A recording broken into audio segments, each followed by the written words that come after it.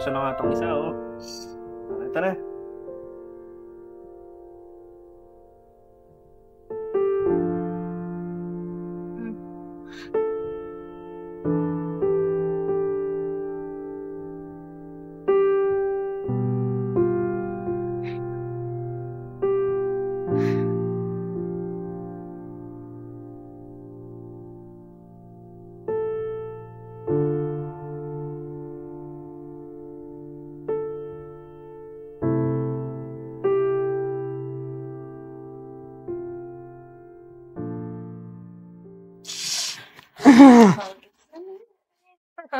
Ba yan? Right.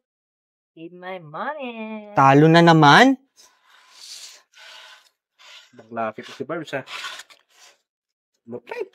Nakakainis talaga. Wala na nga akong pera.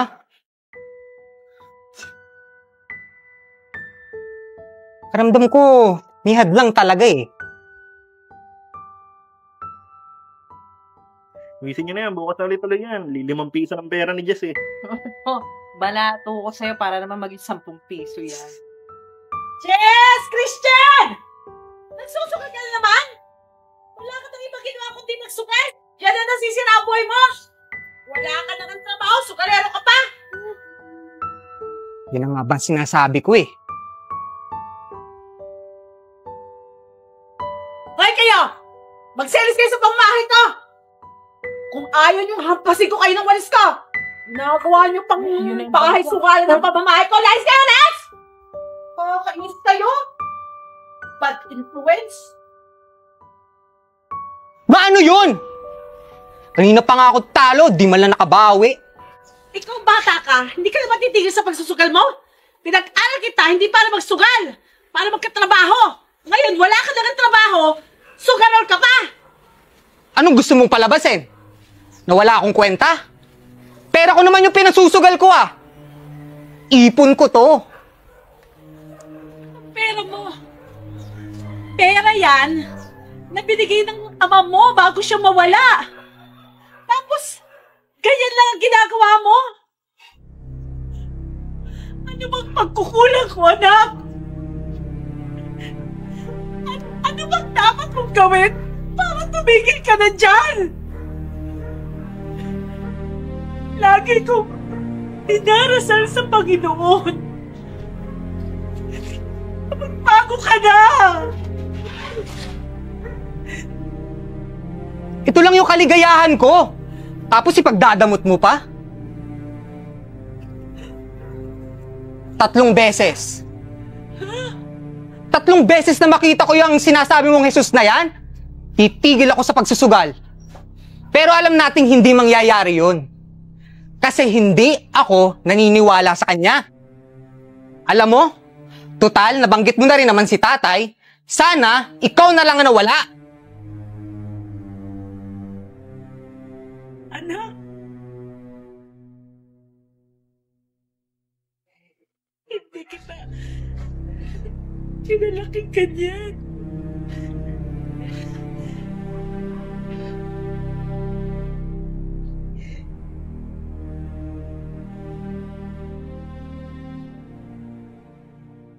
Ay pare, ano? Kamusta kayo dyan?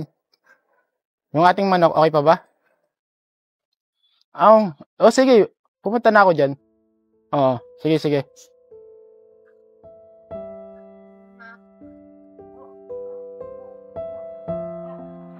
Alimelda? Alimelda! Gising!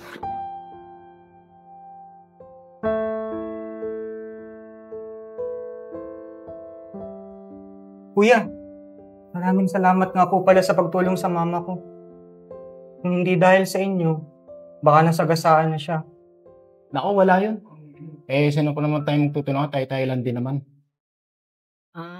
Ano nga po ulit pangalan niyo? Ako pala si Jun. Kanina kasi, nakita ko yung mama mo. Pupunta na akong tupada. Nakita ko nanghihina. Nakita ko biglang matutumba na. Ayun, tinulungan ko. May problema ba kayo?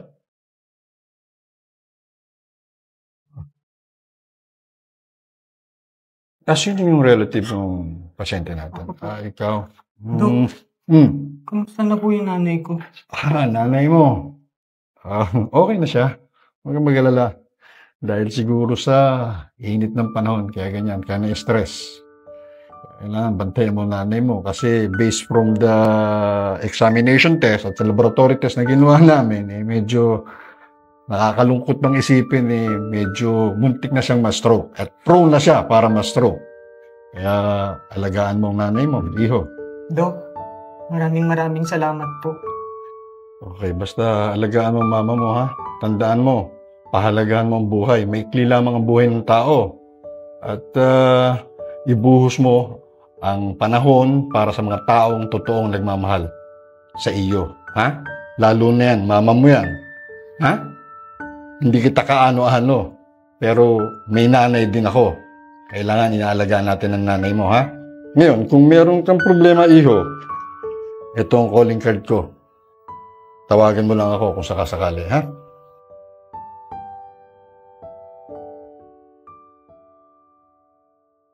Tatlong beses na makita ko yung sinasabi mong Jesus na yan, titigil ako sa pagsusugal. Jesus po ang pangalan niyo? Oo. Dr. Jesus Alcantara de Guzman. Dr. Jesus for short na lang, iho. Sige po, Dok. Ingat po kayo. Sige, iho. Alagaan mo mama mo, ha?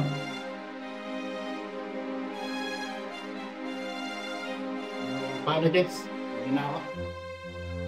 Ingat lagi kayo ng mama mo. Tandaan mo, hindi pa ako dyan lahat. Paano mo ba? Piliin lagi natin maging mabuti. Maraming salamat po, Kuya Jun. Sige, iwan natin. Tara.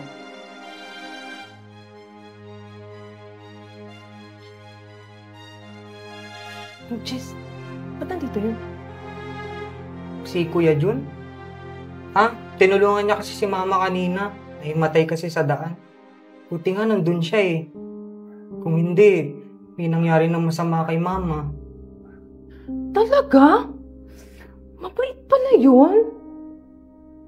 Bakit? Kilala mo? Oo. Tinatawag siyang Kristo. Kristo? Tatlong beses na makita ko yung sinasabi mong Jesus na yan, titigil ako sa pagsusugal. Oo. Kristo ng sabong. Hoy, Jess! Natutulala ka na dyan. Dumaan lang naman kasi ako dito para makachismis. Bukas ha, magtutong it ulit tayo. Diyan ka na nga.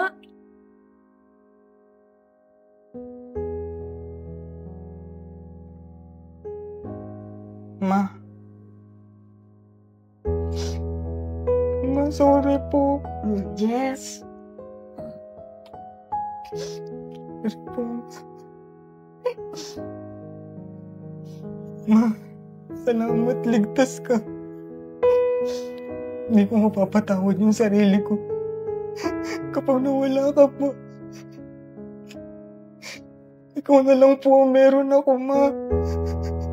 Hindi ka pa humihingi ng tawad, anak. Itatawad na kita.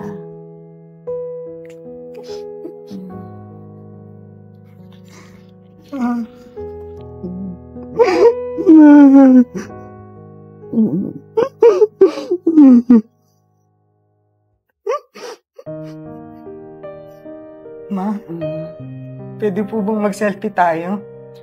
Oo naman, anak. Kasi simula ngayong araw na to, susulitin ko na yung bawat araw na magkasama tayo. Oo naman, anak. Mahal na mahal kita, anak.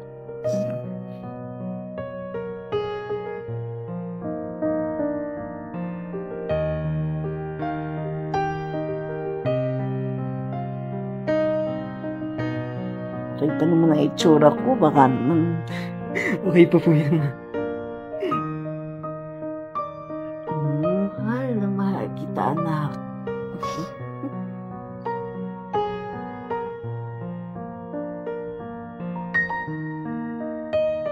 Ma, pasensya ka na. Pasensya ka na, naging masama akong anak. Hindi ka masama, anak. Sanggol ka pa lang. Alam ko magiging mabuting tao ka. Kaya nga pinangalan ko sa'yo ay Jess Christian. Alam ko mabuting bata ka. Kaya nga ay sinunod kita sa pangalan ni Lord Jesus Christ.